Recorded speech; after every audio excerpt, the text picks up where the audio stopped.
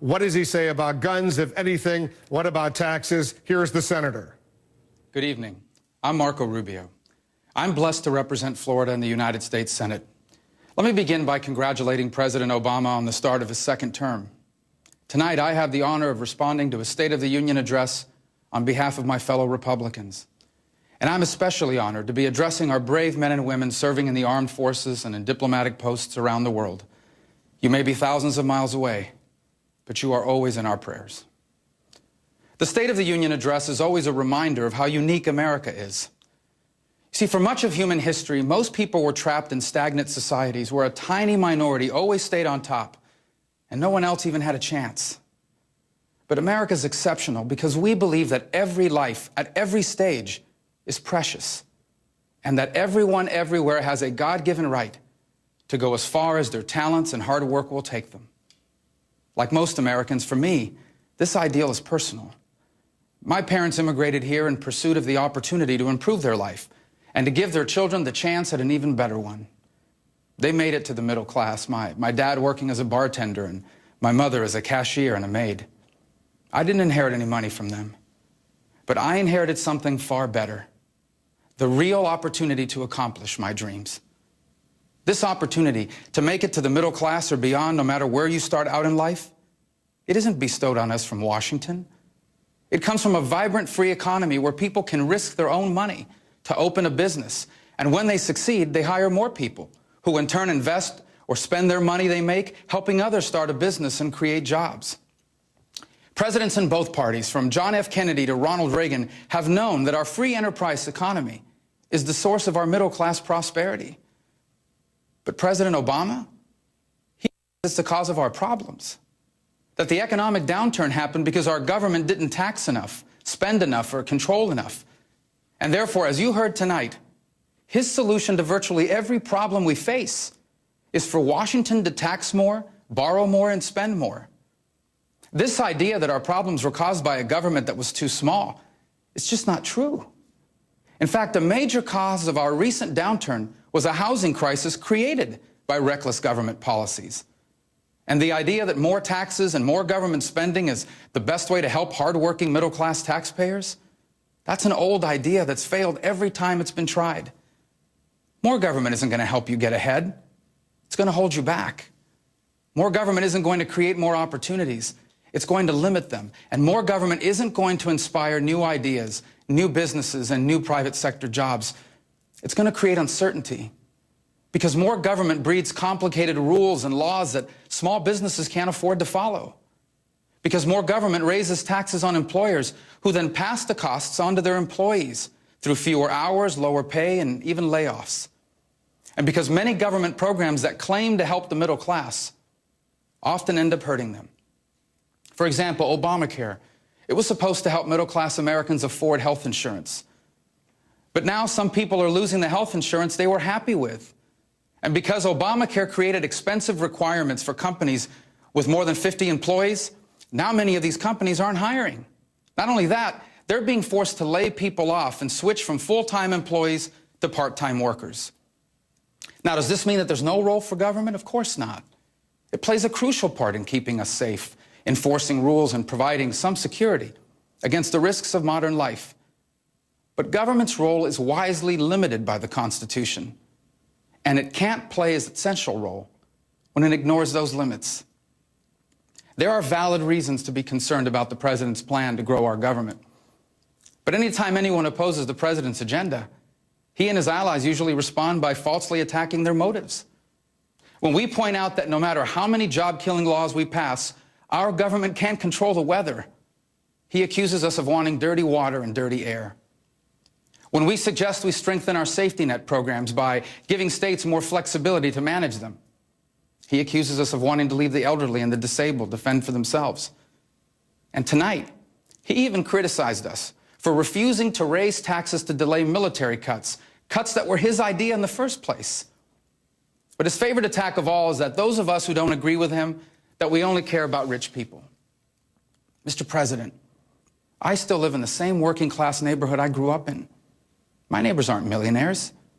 They're retirees who depend on Social Security and Medicare. They're workers who have to get up early tomorrow morning and go to work to pay the bills.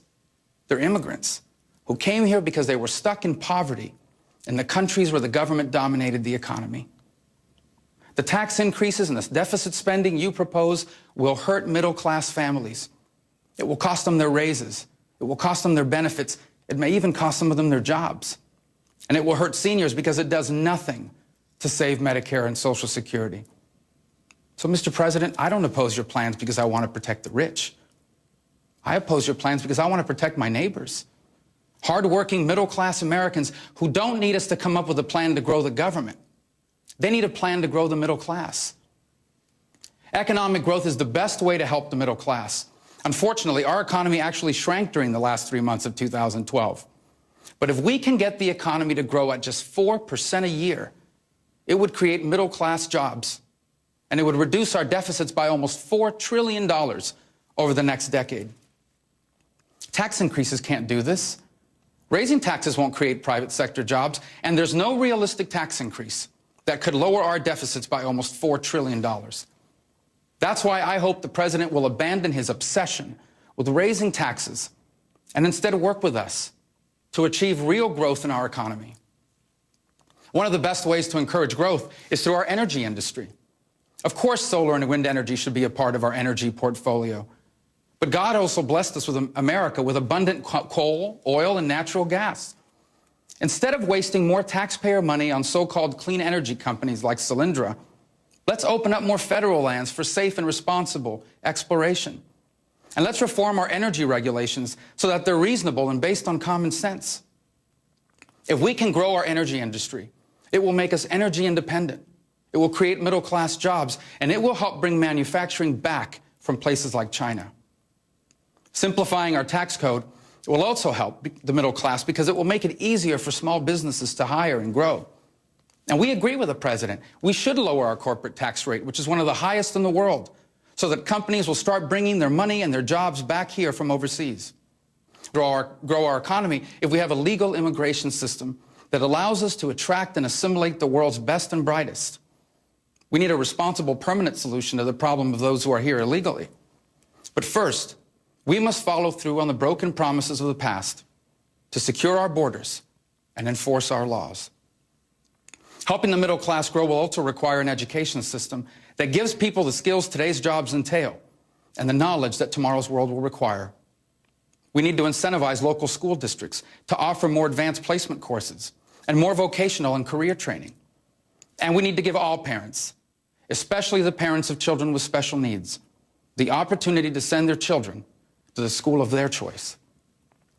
And because college tuition costs have grown so fast, we need to change the way we pay for higher education. Now, I believe in federal financial aid. I couldn't have gone to college without it. But it's not just about spending more money. It's also about strengthening and modernizing them. The 21st century workforce should not be forced to accept 20th century education solutions. Today's students aren't only 18-year-olds. They're returning veterans. They're single parents who decide to get the education they need to earn a decent wage. And they're workers who have lost jobs that are never coming back and need to be retrained. We need student aid that does not discriminate against programs that non-traditional students rely on, like online courses or degree programs that give you credit for work experience. When I finished school, I owed over $100,000 in student loans, a debt I paid off just a few months ago. Today, many graduates face massive student loans. We must give students more information on the costs and benefits of the student loans they're taking out. All of these measures are key to helping grow the economy. Though we won't be able to sustain a vibrant middle class unless we solve our debt problem. Every dollar our government borrows is money that isn't being invested to create jobs. And the uncertainty created by the debt is one reason why many businesses aren't hiring. The president loves to blame the debt on President Bush, but President Obama has created more debt in 4 years than his predecessor did in 8. The real cause of our debt is that our government has been spending $1 trillion more than it takes in every year. That's why we need a balanced budget amendment. The biggest obstacle to balancing the budget are programs where spending is already locked in. One of these programs is Medicare. It's especially important to me. It provided my father the care he needed to battle cancer. and ultimately to die with dignity. And it pays for the care my mother receives right now. I would never support any changes to Medicare that would hurt seniors like my mother. But anyone who's in favor of leaving Medicare exactly the way it is right now is in favor of bankrupting it. Republicans have offered a detailed and credible plan that helps save Medicare without hurting today's retirees. Instead of playing politics with Medicare, when is the president going to offer his detailed plan to save it? Tonight would have been a good time for him to do it. Of course, we face other challenges as well. We were all heartbroken by the recent tragedy in Connecticut. We must effectively deal with the rise of violence in our country. But unconstitutionally undermining the Second Amendment rights of law-abiding Americans is not the way to do it. On foreign policy, America continues to be indispensable to the goal of global liberty, property, and safeguarding human rights. The world is a better place when America is the strongest nation on earth. But we can't remain powerful if we don't have an economy that can afford it. In the short time that I've been here in Washington, nothing has frustrated me more than false choices like the one the president laid out tonight. The choice isn't just between big government or big business. What we need is an accountable, efficient, and effective government that allows small and new businesses to create more middle-class jobs. We don't have to raise taxes to avoid the president's devastating cuts to our military. Republicans have passed a plan that replaces these cuts with responsible spending reforms. In order to balance our budget, the choice doesn't have to be either higher taxes or dramatic benefit cuts for those in need.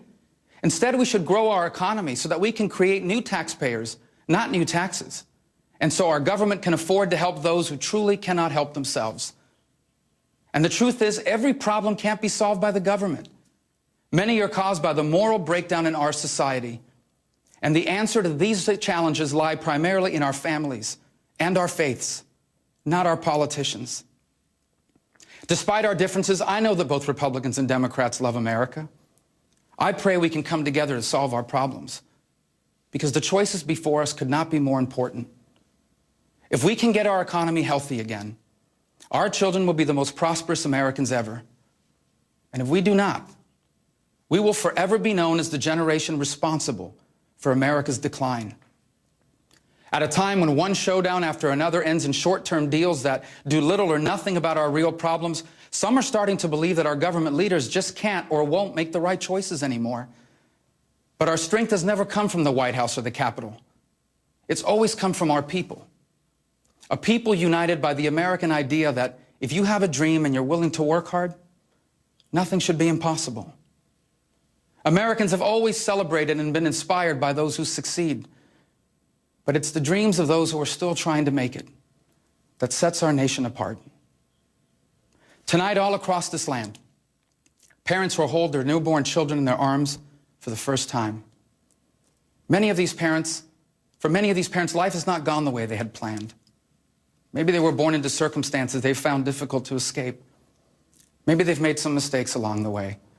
Maybe they're young mothers all alone, the father of their child long gone. But tonight, when they look into the eyes of their child for the first time, their lives will change forever. Because in those eyes, they will see what my parents saw in me and what your parents saw in you. They will see all the hopes and dreams they once had for themselves. This dream of a better life for their children, it's the hope of parents everywhere.